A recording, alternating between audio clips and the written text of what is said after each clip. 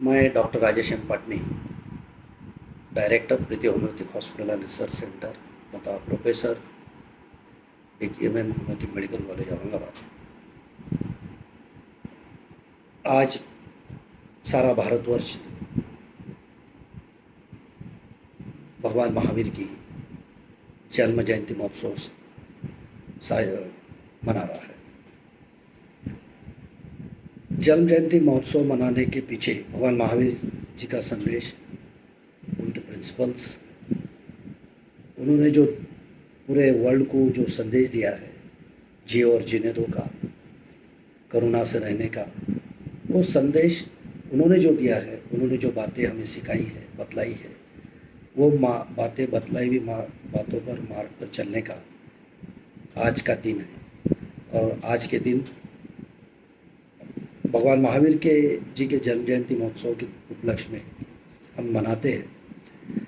उसमें मनाते हुए आज जो समय की मांग है, पूरे भारतवर्ष नहीं, पूरे वर्ल्ड में, पूरे विश्व में आज जिस ढंग से लोग डरे हुए हैं, बहुत सारे लोग पैनिक हो गए हैं, वो साइकोलॉजिकली डिस्टर्ब हो गए हैं। बहुत लोगों के यहाँ पर बहुत सारी चीज़ें हो रही है। लोग कोरोना की बीमारी से सफ़र हो रहे हैं, कोई लोग कोरोना से डर रहे हैं। इस पेंडेमिक में हमें बहुत सारी चीज़ों को बताया है, बहुत सारी चीज़ों को हमें समझाया है, हमें सीख दी है। सबसे बड़ी सीख मैं मानता हूँ कि पेंडेमिक की वजह से हमें जो मिली है वो ये है कि जीवन, ये जितना भी हमें मिला है, ये बहुत क्षणभंगुर जीवन होता है। ये कब समाप्त हो जाए ये हमें मालूम नहीं होता है। लेकिन जितना भी हमें जीवन ईश्वर ने दिया है, उसका हम सही ढंग से उपयोग करें, उसमें हम अपना आचरण सही रखें, लोगों से बर्ताव सही रखें, सारे जीवों से करुणा भाव रखें। संयम ये सबसे बड़ी चीज़ होती है, और यही हमें भगवान महावीर जी ने बताया है कि संयम से जीना चाहिए। गर्व करके, ईगो रखकर हम कभी अपने मंजिल को नहीं पा सकते हैं। हमें विश्व के छोटे से छोटे जीव प्राणी से भी हमें संयम से पेश आना है। हमें जीव दया की रक्षा करना है। ये सृष्टि हमें बहुत सारी चीज़ें बताती है। ये सृष्टि हमारा मार्गदर्शक है। ये सृष्टि को हम अगर आँख खुली कर देख लें तो हमें सारी चीज़ों के आंसर ये सृष्टि दे देती है, ऐसा मेरा मानना है। हमारे संतों ने, हमारे भगवान, सभी भगवान हो, कोई भी धर्म के हो, कोई भी धर्म हो, कोई भी धर्म के संत हो, उनका सभी का यही कहना है, क्या जीवन को हम अगर सच्चे ढंग से जीना है तो हम उसे पॉजिटिविटी से जिए, उसे हम जीवन को सच्चे मार्ग से जीने का प्रयास करें। हमें अपने अंदर जो भी बुराइयां है उसे नष्ट करना पड़ेगा। छोटे से छोटे जीव प्राणी के साथ हमें संयम से, करुणा से पेश आना पड़ेगा। हमें व्रत लेना पड़ेगा कि हम कितने लोगों की मदद कर सकते हैं, कितने गरीबों की मदद कर सकते हैं, जो भी अपने फील्ड में काम कर रहे हैं। मैं ये नहीं कर रहा हूँ कि हर एक को कोई पैसा ही दान करना है, डोनेशन देना है। मेरा तो ये मानना है कि हम बड़े बड़े मंदिर आज बना रहे हैं, मस्जिद बना रहे हैं, गुरुद्वारे बना रहे हैं, चर्च बना रहे हैं। ये सबसे पहले करुणा का, संयम का हम अगर मंदिर बना दें और इसमें शांतता रखें, सभी जीवों से हम अच्छे ढंग से व्यवहार रखें, मेरा मानना है कि बहुत बड़े मंदिर का विश्व में निर्माण होगा। हॉस्पिटलों की ज़रूरत है। जैन समाज से मैं अपील कर रहा हूँ इस माध्यम से, सिर्फ जैन समाज को नहीं, जो भी समाज में सदन समाज, जो भी समाज में सदन लोग हैं, वो कोई भी समाज के, मेरी सभी से अपील है, क्या ज़्यादा से ज़्यादा हॉस्पिटल्स के निर्माण करें, ज़्यादा से ज़्यादा स्कूल कॉलेजों का निर्माण करें। अभी तो ये परिस्थिति ऐसी है कि हमें आज बता रहे हैं कि हमारे पास मेडिकल एजुकेशन है, मेडिकल शिक्षा की जो भी व्यवस्थाएं है, हेल्थ सेक्टर की जो व्यवस्थाएं है, इंफ्रास्ट्रक्चर जो है वो कितना कम है। हम आज देखते हैं तो आज एक एक शहर के लोग जो, अगर हम संख्या देखें तो 15 लाख की लोक संख्या है। लेकिन इस 15 लाख मिनिमम लोक संख्या रहते हुए पुणे, बॉम्बे, नासिक को हम नागपुर को छोड़ दें तो 15 से 20 लाख के लोक संख्या वाले में कितने हॉस्पिटल्स हैं? हॉस्पिटल्स अगर है तो वहाँ कितने हॉस्पिटलों में ऑक्सीजन की व्यवस्था है?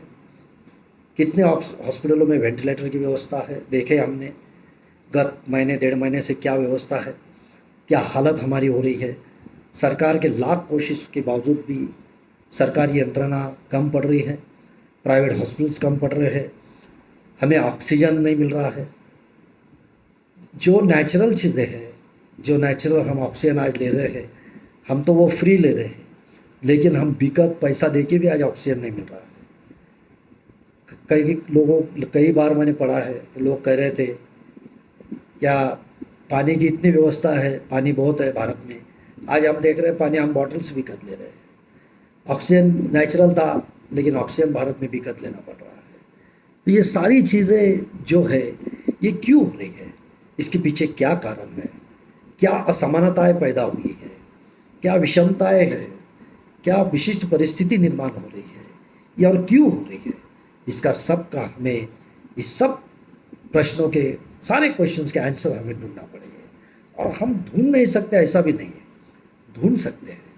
ढूंढने के लिए हमारी इच्छा शक्ति, प्रबल इच्छा शक्ति, प्रबल विल पावर, कुछ करने का जज्बा और देश के प्रति लगन, देश के प्रति समर्पित होने की भावना और सच्चे ढंग से काम करने की भावना अगर हमारे में है तो ये सारी चीज़ों को भी हम मात कर देंगे और मात होने वाली है।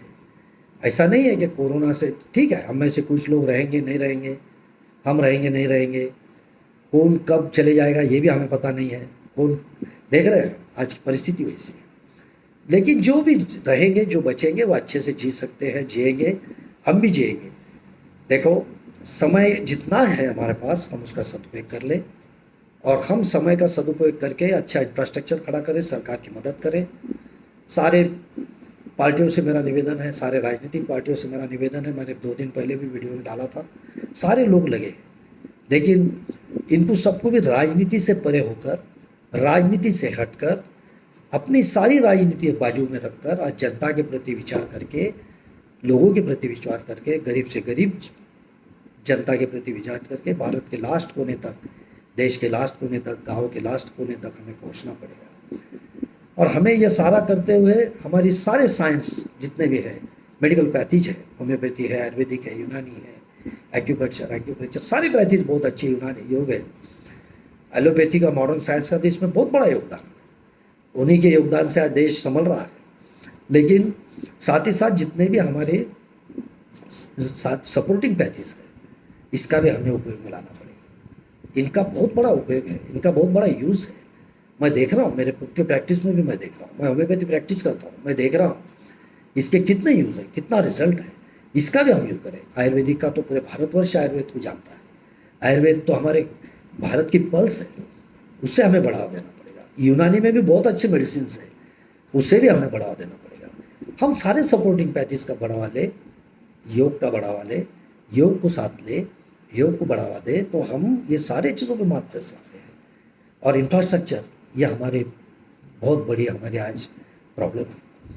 हेल्थ इंफ्रास्ट्रक्चर की मैं बात कर रहा हूँ, रास्ते, पानी ये तो है ही, लेकिन हेल्थ इंफ्रास्ट्रक्चर को भारत सरकार को, महाराष्ट्र सरकार को, सारे सरकारों को इसमें ध्यान देना होगा। और इसमें अब एक प्लानिंग से जाना पड़ेगा, एक ठोस प्लानिंग से हमें जाना पड़ेगा। बहुत सारे लोगों से हमको सपोर्ट लेना पड़ेगा, इंडस्ट्रियलिस्ट से लेना पड़ेगा, सदन लोगों से लेना पड़ेगा, सारे समाज से लेना पड़ेगा। सब तीन का एक करेंगे तो बहुत बड़ा आशियाना बनता है, ये हमने देखे हैं। और देखो ये कोरोना की चैन है, तोड़ना पड़ेगी, ब्रेक द चैन, ये बहुत इंपॉर्टेंट है इसमें। और ये सारी चीज़ें होगी अगर हम साथ साथ खड़े हो जाएं, एक साथ लड़ें, देश एक साथ लड़ेगा तो सारी चीज़ों का फल मिलेगा। और इस महावीर जयंती के उपलक्ष्य में, भगवान महावीर के जयंती के उपलक्ष्य में सारे देश को जो उन्होंने संदेश दिया है, ये आज बहुत काम आने वाला है। और उन्हीं के पद चिन्हों पर चढ़ने की हम कोशिश करेंगे। तो यही सच्ची महावीर जयंती के उपलक्ष्य में आज सच्चे भावना से महावीर जयंती हम मनाएंगे और मना रहे हैं, ये मेरी भावना है। फिर एक बात, सारे लोगों को, पूरे भारत के वर्ष के लोगों को मैं महावीर जयंती की शुभकामनाएं देता हूँ। मेरी ओर से, मेरे परिवार की ओर से शुभकामनाएं। जय हिंद, जय महाराष्ट्र।